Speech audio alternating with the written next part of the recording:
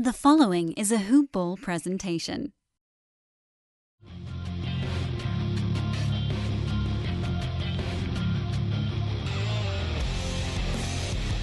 Welcome to the Fantasy NBA Today podcast. Hello and welcome to Fantasy NBA Today. My name is Neil Rochlani. I'm joined with Ethan Noroff again because Dan Bespris, I heard, bailed on you for 2 weeks in a row. I don't know what is going on behind the scenes there, Ethan, but you're always welcome to join me on Thursday. So thanks for coming back on. How you doing tonight? I appreciate it, man. Thank you.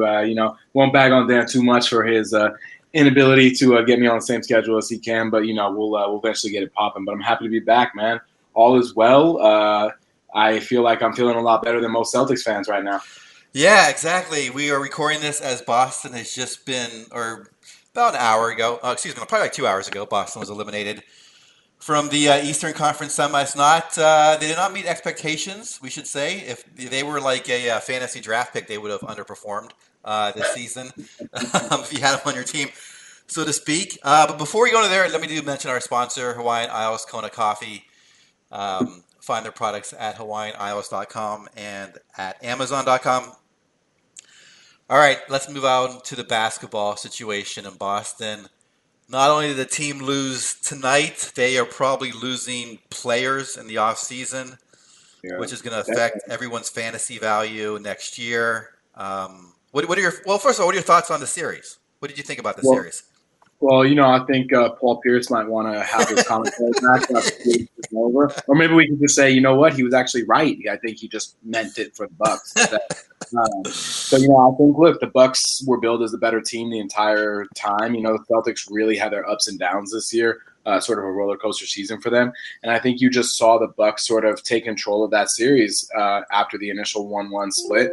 And for Milwaukee, as good as Giannis was, it was sort of the other guys who really stepped up. It was George Hill was a huge X factor in that series. I know it's something we had talked about actually last week. I was thinking about that as the series kind of unfolded there.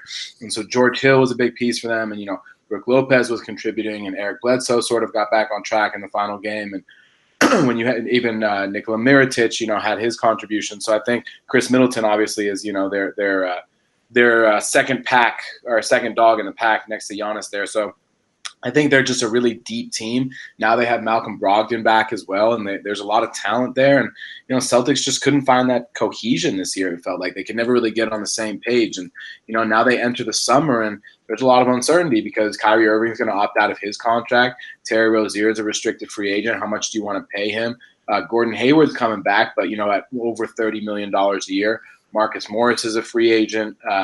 And Al Horford is looking at, a guy who's going into the last year of his deal. So what do you do if you're the Celtics? Do you tear it all down? Do you try and run it back for yet another time? I mean, I personally don't think that they can take this same group back and try to expect different results next season. Where are you at with that? Yeah. Let me just first of all give congratulations to Milwaukee. First time I think they've been in a conference finals since I can remember. So congratulations to the Bucks. Aaron Rodgers seemed pretty happy there on the sidelines watching the game. With you, I'm really happy Brogdon's back. If I knew Brogdon was healthy, I would have been much more comfortable in this series. I probably would have made the wager on Milwaukee, but that was the one thing kind of throwing me off. And I'm really curious to see how they match up against what I'm assuming is going to be Toronto, but we'll see how that plays out. So on to Boston side, all the rumors are that Kyrie is going to be gone. I think it's better odds than not that he's gone. I don't think there's a good chance he's back. Where's he going, Neil? I'm going to put you on the spot. I say he's going to the Knicks. Going to the Knicks? Yeah. He's an attention guy, right? That you can't get more attention than New York City. I just think that's where he wants to be the star. Okay. So we'll have it on record here, ladies and gentlemen. Neil, Kyrie Irving's going to the Knicks. Hey, did you make a prediction yet, or did you not? For Kyrie? Yes. I have not made a prediction. All right. Well, then, I think you should have to. I'll make a halfway prediction. I'll make a cop-out prediction. I think Kyrie Irving is going to change teams, but I am not sure where he's going to go yet. If he doesn't go to New York, what's one other team that he could end up with? I think the Nets are in play if they don't want to commit that level of money to D'Angelo Russell, and we're going to talk about him in just a little bit. Okay. So I think the Nets could be in play. I mean, remember they're in Brooklyn, so it's not the Knicks, but certainly a team in New York. In a weird reality, I think actually the Lakers might be in play. I was gonna bring that up without having to goad you on because I know you're out there in Los Angeles. So there's been a lot of chatter about that already, and I think that if the Lakers kind of stack their deck correctly, it's a possibility. Though saying that the Lakers are going to do anything with any level of correctness these days is really a far-fetched statement. So let's not get too excited there. But look, if you're the Celtics, you have a guy who's supposed to be your franchise player, and he went in the span of 6 months or so. He went from announcing at a season ticket holders event to my intention is to re-sign and to be here for the long haul to I don't owe anybody anything, and I'm paraphrasing him because that wasn't exactly what he said. But that can't give you the level of confidence you were hoping for going into the offseason. It's hard to sell talent on coming to Boston, whether that's via trade or free agency, whatever machination has to come in, if that's what level of answer you're getting from Kyrie Irving. So, I'm a little skeptical that he'll return. And if he does return, though, let's just play this out. Assuming Kyrie does return, then Terry Rozier is, a lock to go elsewhere. But if Kyrie does not return, then Terry Rozier, if he re-signs in Boston, well, he could be an interesting player depending upon the construction of their team. I think that Jason Tatum would assume a bigger role from a fantasy standpoint. Obviously, Jaylen Brown would assume a bigger role, and Terry Rozier could become a very interesting player in that scenario. Yeah, so I think we're on agreement that Kyrie is probably gone. You and I, right? So he's not going to be in Boston. So the immediate impact is Terry Rozier if he stays. Now, are you convinced Rozier would stay in that situation? Because I'm not convinced Boston wants him. I think it would give him more incentive to stay if Kyrie were gone, just because of the opportunity he would have in front of him. But I could easily see a team forcing the Celtics' hand before Kyrie even makes a decision. So, if we're a week into free agency and the Celtics are, not sure what Kyrie's going to do, and Kyrie might not even sure what he wants to do, and let's just say a team like the Phoenix Suns, just to use an example, comes in and says, hey, Terry Rozier, we're willing to pay you $14 million a year to be our starting point guard. Well, that's going to put the Celtics in a really tough spot because they're going to have to make a decision before they're ready to do so. And they're going to probably be forced to lose him. So there's a scenario where they wind up with neither guy. They both move on, and Marcus Smart is your starting point guard next year. So the Celtics, for as dangerous as they looked before they ever played a game last year, and Gordon Hayward obviously went down with that injury and the whole thing, for as good as they looked on paper, it hasn't exactly matched up with reality just yet. But if Kyrie leaves, Jason Tatum's a guy in fantasy who I think I'm going to target pretty heavily next year. Yeah, I think Tatum is the big winner in terms of his stock automatically goes up to maybe third round value if he's the lead dog there. Of course, I don't know how deep we want to get into this, but the other elephant in the room is Anthony Davis. Right. Do you have any thoughts on? Well, will he go to the Celtics? Well, no, I'm not going to say that.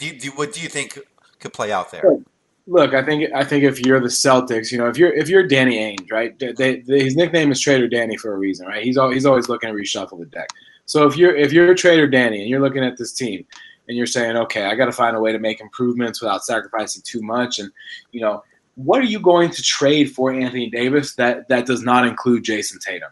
Right, there is no way that I can construct a trade on this roster. If I'm the Pelicans, Jaylen Brown is not enough to be a headliner of any deal.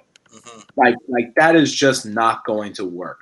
And the Celtics sort of missed their opportunity in the sense of, you could have packaged Terry Rozier's expiring deal and that sort of thing. Well, now that's not an option because of the timing and where the contractual status lines up. Sign and trades are always possibilities, but that's sort of a more remote and far-fetched scenario. So if you're coming through and you're the Pelicans, Jaylen Brown isn't enough for me to move the needle. You can get more from the Lakers. You probably get more from a number of teams, actually, if you're just looking for the best deal at that point. So, if I'm the Celtics, I'm feeling less optimistic about Anthony Davis than I was at the trade deadline when he wasn't traded to Lakers, which I didn't think was possible, but here we are. Yeah, I don't know what to make of it anymore. Anyway, with Davis, I don't know what I would do if I was Ainge. if I would give up, because I think you would have to give up Tatum and probably Brown and probably some first round picks, right? Would they? Right. Would Right. I mean, right. I mean, I would think at a minimum it would be Jason Tatum, Jaylen Brown plus picks, multiple plural. You right, know. right, and then you're looking at a team with, who's left? Anthony. Right. So you could be looking at a team without Kyrie, and if you want to go extreme scenario without Terry Rozier, Yeah. you'd be looking at Marcus Smart and Anthony Davis and Al Horford and Gordon Hayward. And I don't know if that's an Eastern Conference winner. No, I mean, I think it's a team that can make the playoffs in the Eastern Conference, but I think that's a team that sort of resembled some of the Pelicans teams that Anthony Davis has played on in the past, right? That have been okay, but not really that great and not really built to win anything meaningful. Yeah, so I think if Kyrie goes, I don't think they try to push for Davis that hard. Yeah, I think if Kyrie stays, then pushing for AD makes far more sense. That's 100% guaranteed, because even in a scenario where you're forced to sacrifice Jason Tatum and Jaylen Brown, you can pair Kyrie, AD, and Horford for a year and kind of fill in the pieces around them and make things work. I think, especially in the Eastern Conference, it's not a cakewalk like it once was, but definitely an ability to reconstruct the figure. Yeah, I agree. So let's just go a couple more players deep here. Sure. Hayward, do you think he resurrects his fantasy value next year? I mean, resurrects? No, I don't think he's ever going to be.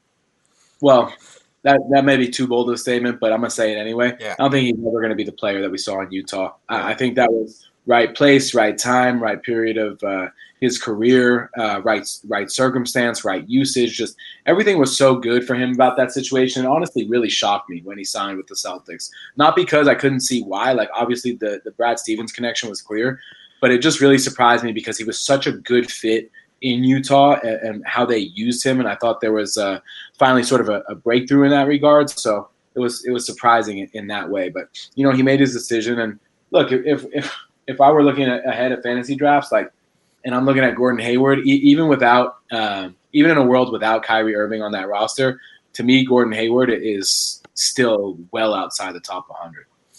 Yeah, I think he's someone I might target late. If he just kind of sits out there and I'm in 9th or 10th round, I think I might take a flyer on him at that point. Yeah, I don't think I would. Yeah. I don't think I would rank him in the top 100 either. I agree with you on that. Yeah, and I think that's until he shows us differently, right? Because he's still he had some nice games in the second half down the stretch. Showed some signs of life, shall we say? Mm-hmm. But I still think he's kind of a ways off from providing any meaningful fantasy value or difference making fantasy value. Mm-hmm. But a guy who was drafted late this year, or not late, but maybe later than he should have been, based off of his results, was D'Angelo Russell, right? Mm-hmm. D'Angelo Russell headed to restricted free agency himself, and we've already heard some conversations like, hey, D'Angelo Russell might get a really big offer sheet, from a team that's in need of a point guard.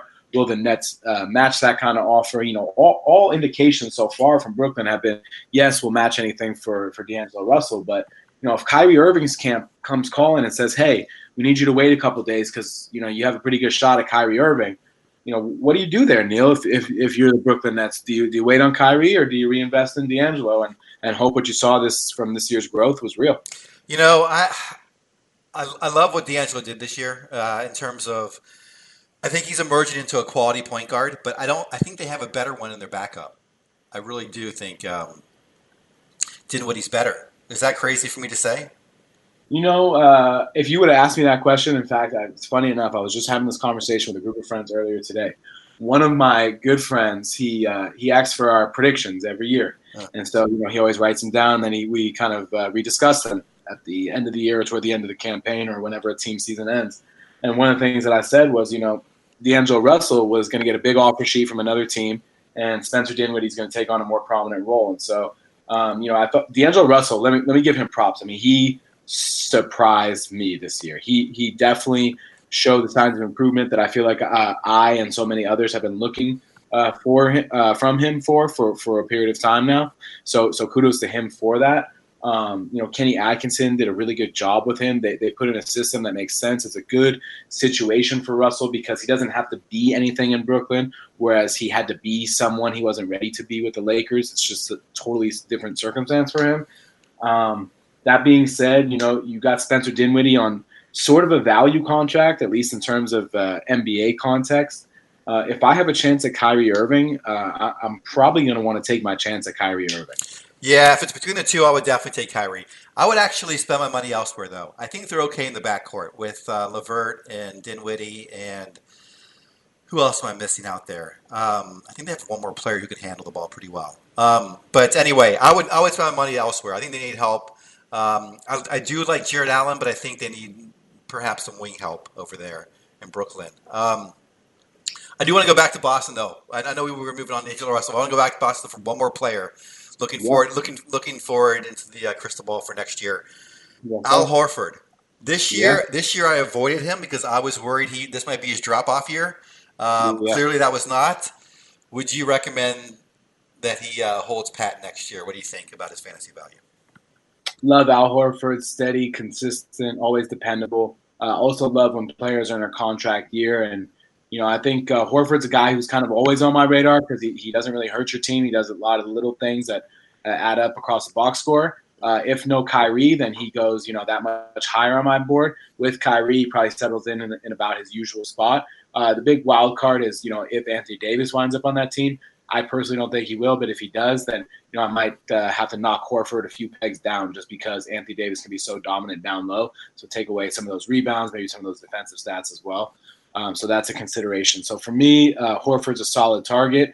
And I think, just to finish up the Boston thought with Kyrie, I think for me, regardless of where Kyrie plays, he's one of those whose fantasy value feels like it's pretty set, right? He's not a role player. He's not sort of dependent on the guy in front of him or behind him. I think Kyrie's going to sign somewhere to be a pretty prominent piece, the prominent piece. So for me, Kyrie Irving is, I feel pretty okay. And that's a pretty good endorsement for me when I say that.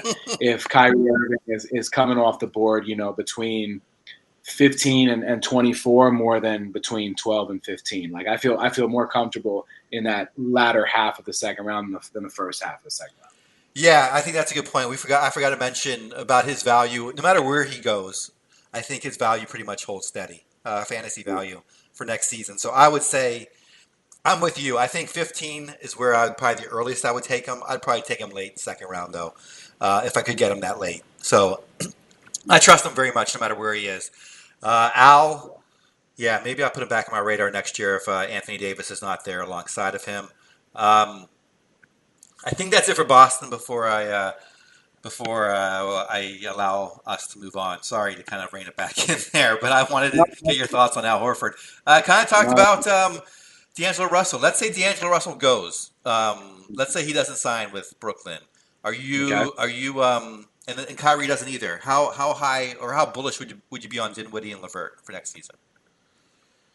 Yeah, that's a great question, man. I think, just because of the investment in Dinwiddie and because he's more of that pure point guard than LeVert, although he is such a good ball handler, I feel like I would be targeting Dinwiddie before LeVert.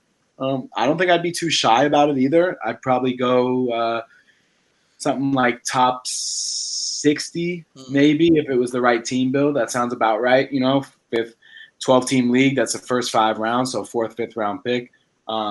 He's not a premier point guard. He's not necessarily a first tier or even a second tier point guard. But I could see Spencer Dinwiddie in a starting role, averaging 15 points, 7-8 assists. I think that was some decent percentages. We can kick that up a little bit. That would really help him. But beyond that, I think that could be a good role for him. And I think Spencer Dinwiddie is one of those guys who, he's probably never going to jump off the page at you and go, damn, like I can't believe how well that guy is producing, and have those, we'll call them like the Anthony Davis kind of box score efforts or the Giannis Antetokounmpo's when he stuffs the box score. But I think Dinwiddie can just be solid. So, if he really gets that percentage up, he jumped this year to 44.2%. So he's only a 40.8 career percent shooter. They jumped from 38.7 to 44.2, so 38.7 and 17-18. So if that trend can continue and he can continue to knock the 3 ball down at a respectable rate and shoot well from the line, he could be an asset. If he stole 1.5 a game instead of the 0.6 he stole last season, you're talking about a guy who would be easily a top 50 pick. So I think for me, Dinwiddie is all about whether or not D'Angelo Russell's there. And I think D'Angelo Russell's fantasy value is really dependent upon where he lands, because his value to me is far more circumstantial. Yeah, I'd have to see. Yeah, exactly. I totally agree with that. I think he could be in. If he's a star, if he goes to Cleveland, obviously, it would be much different than if he went to the Lakers, right? So it'd be very, very different. Although, I shouldn't mention the Lakers because there's no way he's going back to Los Angeles. Yeah, I was just going to say, I Yeah. don't think he's going to go down. Yeah. But yeah, I think you're right about Dinwiddie. I was trying to think about point guards, where would I would have him? Probably somewhere like between all the point guards that get drafted in fantasy, probably like around 12th or 15th of the point guards, like somewhere in that range, which I don't know what that would equate to in round value, but I think that sounds about right. Somewhere in the 60s, maybe, where he would get Yeah, drafted. So that sounds about right. I'm with you there. LeVert, I'm actually pretty bullish on. I think he would be my number one Brooklyn target next season if Yeah. Russell's gone. Well, Would Dinwiddie be your first if Russell's gone? It's a good question. I mean, I feel like next year is a season where I'm going to prioritize drafting the point guard a little bit earlier than I did last season. So I don't know. That might take me out of the Dinwiddie market, assuming that D'Angelo, is not in Brooklyn. But, I think LeVert, I think part of his value is going to depend on what they do on the wing. Like you said, DeMarre Carroll's a free agent. Jared Dudley's a free agent. Rondé Hollis-Jefferson is a restricted free agent. So they got to fill that void. And depending upon who they bring in to play that role, Caris LeVert's value is going to fluctuate. But I think Caris LeVert has also proven himself to be, a big piece of this team moving forward. Obviously, kind of got a slow start when he first got back from that injury, understandably so. But he kind of got rolling a little bit toward the end of the year, and then had some moments in the playoffs. But I need to see more from him before I'm ready to invest that pick in him where I'm like, yes, I feel really good about this. If I could get Caris LeVert, in the even 7th round feels kind of heavy for me right now. But 8th round or later, like I would feel a lot better about that. If it's like you talk about a guy like Gordon Hayward going 9th, 10th round flyer, like I don't think Caris LeVert's going to be around when Gordon Hayward is still on the board. But if it takes a 6th or 7th round pick to land Caris LeVert, I just feel like I could get a better guarantee at that spot because I'm the type of person who also builds his team to be a little bit riskier at the front end and a little bit more dependable and solid with those middle round picks. So whereas some people go for the dependable and solid in the first 2 or 3 picks and go for those risks in the middle rounds, I sort of flip that and have it be the inverse. Yeah, I'm one of those guys. I tend to go safe the first few rounds, then get a bit more risky. So I would probably be a little more likely to take a flyer on LeVert earlier. Probably, yeah, I don't know where. It's too early to say, but obviously it would always depend on how this free agency works out. But if we were in the same draft, I'm guessing I would take him before you. Yes, I think so. Hey, where you finish up in the Hoop Ball League? Were you in it this year? Or no? I was not. Oh, you were not in the Hoop. Okay. All right. I was not. So for the next season, I'm going to have to be a proud member. You're going to be one of exactly, the new league members. All right, so we've done a couple East Coast teams. Let's go out to some other news that's been going on in the NBA besides, I guess, off the court has been the what's the right word to describe LA situation? Los Angeles Lakers coach, general manager. Dumpster fire? Yes, that's a good one. Is that the term you might be looking for? Can you see the smoke from your house? Is that possible? In between all the other brush fires in the Southern California region, yes, I actually can.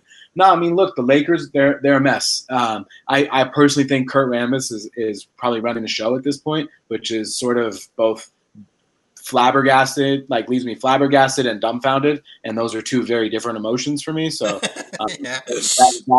that's certainly worth saying. And I think the Lakers, when let me put it like this, I guess the best way for me to summarize everything is when you lose, if Monty Williams was really their preferred coaching candidate, and there's kind of conflicting information on that, but if Monty Williams was your preferred candidate, or he was at least one of your top candidates, you lost a guy to Robert Sarver's Phoenix Suns while the Lakers have LeBron James on the roster and the Suns are in a perpetual rebuild. So probably not the best look. And for me, I'm at a point as someone who's followed the Lakers for basically his entire life. Where is Jeannie Buss? Like, where is she? The most apparent she's been in the public is posting pictures with Magic Johnson on Instagram. Magic Johnson, who surprisingly resigned, about a month ago and didn't even tell her to her face, held a press conference beforehand. So if that's your public image right now, I think that needs some work.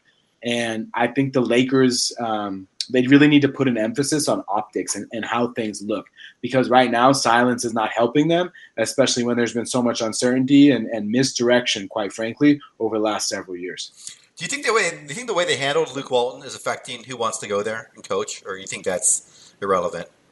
I mean, I think there's so much turnover in the coaching ranks in any professional sport, but especially basketball, where I'm not sure that the next candidate, whomever that is like, oh, they treated Luke Walton like that, I don't want to go there. But I think that line of thought can be a more prevalent factor for the Lakers now than it might have been in years past. Because in years past, if you would have thought that you might have had a chance at a role with the Lakers, you probably held off on pursuing other opportunities. We're like, hold on, let me put my world on hold. I want to make sure that I can see this through. But now it almost feels like the Lakers are more of like a fallback option because of how they've been portrayed, how they've been perceived, and how they've presented themselves in terms of the front office structure. So I don't think it has that same mystique, that same shine, that same whatever you want to call that, because of all the things that this franchise has gone through over the last 5+ years. Yeah, it's really weird to see.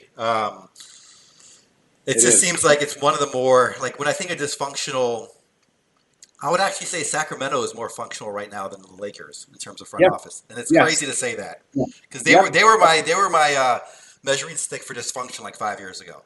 Yes, the Suns got a coach over the Lakers, and the Clippers are considered the more likely team in Los Angeles to land a star free agent, despite LeBron James playing for the Lakers. So that is the sentence for everybody. Yeah.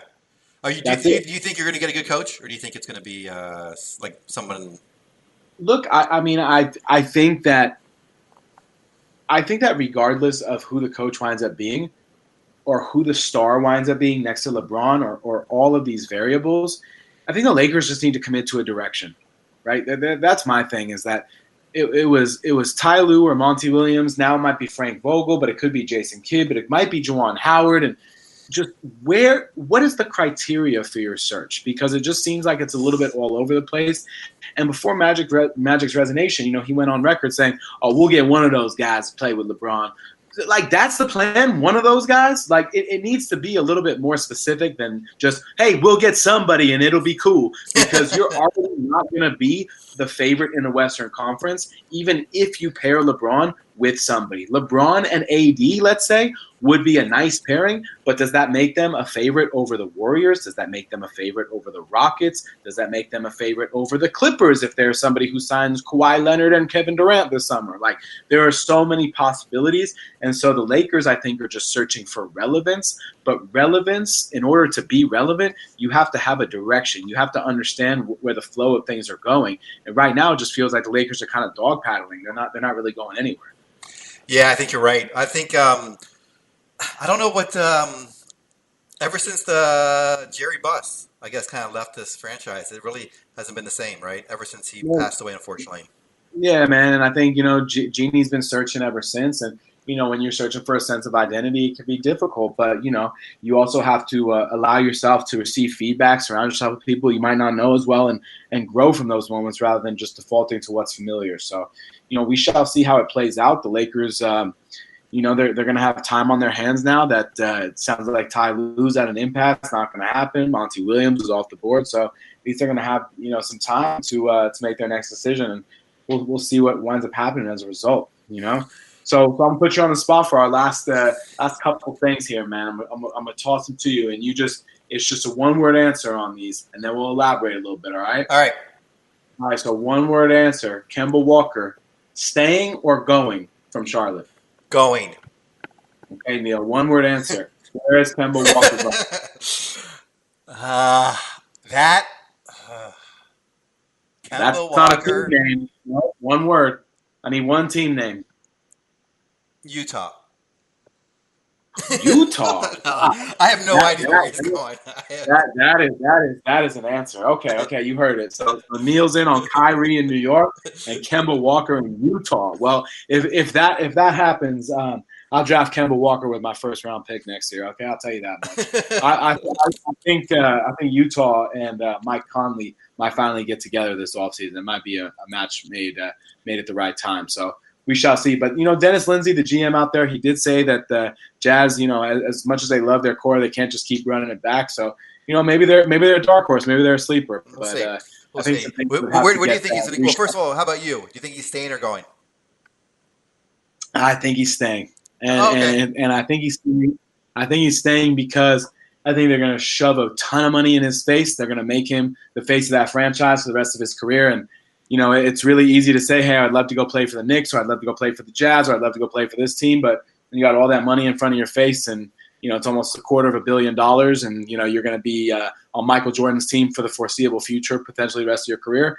It's kind of hard to say no to that. So I'm going to say that he's staying just because they can pay him more than any other team, and it's such a priority for them to make sure that he returns both from an on the court and off the court perspective. So I'm gonna say that he stays. Yeah, I know it's tough. I just we'll see. I think he. Hey man, I like it. I like that you're not afraid to go off the board. Well, in this day and age, you just say things that are erratic and you get attention. So that's the way to go. We're playing to the court a little bit. Anybody else you want to talk about before we wrap this up? Yes, sir. So okay, same exercise. Okay. One more situation. The Sixers looking at the futures of Tobias Harris and Jimmy Butler, right? So Tobias Harris, is he staying or going? Staying. Tobias Harris is staying. Jimmy Butler, is he staying or going? Miami. Wow, Jimmy Butler's going to Miami. Jimmy Butler's going to Miami. Wow. Okay, Neil. What do you think? Neil, Nostradamus. I think the Sixers went all in on this team. I think they cashed in on the process in order to get the product, but I'm not sure that the product is good enough. Jimmy Butler is definitely going to opt out. Tobias Harris is looking for a max deal. I would not be surprised if the inverse happens, where Jimmy Butler stays and Tobias Harris goes. Interesting. Just because I'm not sure that I think Tobias Harris. I think he proved what he can be in a primary or complementary role as a number one or a number two. And I think on this Sixers team, especially if Jimmy Butler returns, he's no better than a number four. And so I don't know how much that matters to him, but I think it's got to weigh at least, something. It's got to have some weight to it.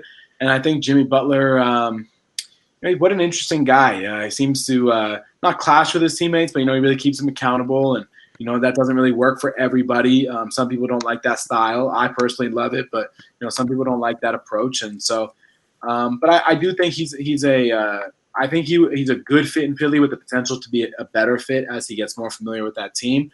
But Sixers they're in a tough spot. They don't have a lot of depth, and they don't have a lot of flexibility to make changes. So we'll see what it looks like. I mean, look, if they bring them both back, that's basically their team. If they don't, they have some ability to change some parts out. But I don't know. Let me put it like this: can the Sixers build a better team, even if they let Jimmy Butler and Tobias Harris walk? Can the Sixers build a better team as a result? And my answer to that would be probably not.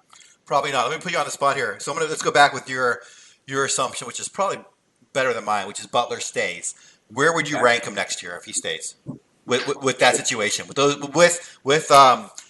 Joel Embiid and Simmons still there, but Tobias Harris playing elsewhere. Yeah, top 4 Eastern Conference team. No, fantasy value. Jimmy Butler. Oh, fantasy value. Oh, if Jimmy Butler is for him, I'm saying, man, that's a tough one. He's probably going to be drafted as a second round pick in some leagues. I feel a lot better about him as my third. Yeah, I'd say third round at the very earliest. Yeah, I feel a lot better as my third round pick. Yeah, I would not want to take him second. Actually, third, I might even avoid him just because I don't know how it's going to play out. But I don't think he would exceed third round value if he's with those two guys. Yeah, that would be tough for him to do. That's for sure. All right, Ethan Oroff, I'll let you get back to your lovely home life situation there in Southern California. Try to avoid the smoke signals coming out of the Staples Center. And we'll do. I'll if we see some calming smoke coming out of it, hopefully it's fire being put out, and not just the Clippers takeover. Yeah, try to get back on Dan Besser's good side so he can have you back on his show on Mondays. I know he's been going solo. He says he doesn't like it, but I think he likes to talk, that guy. He's okay with it. We'll keep him in check next week. That's all right. For sure. All right, thanks, Ethan. Thanks, everyone, for listening. Adrian Benjamins and Coach will be on tomorrow, on Friday. Then Dan will be back on Monday, hopefully with Ethan as well. Once again, we are sponsored by Hawaiian Isles Kona Coffee. You can find their products at hawaiianisles.com or on amazon.com. And we'll talk to you guys soon.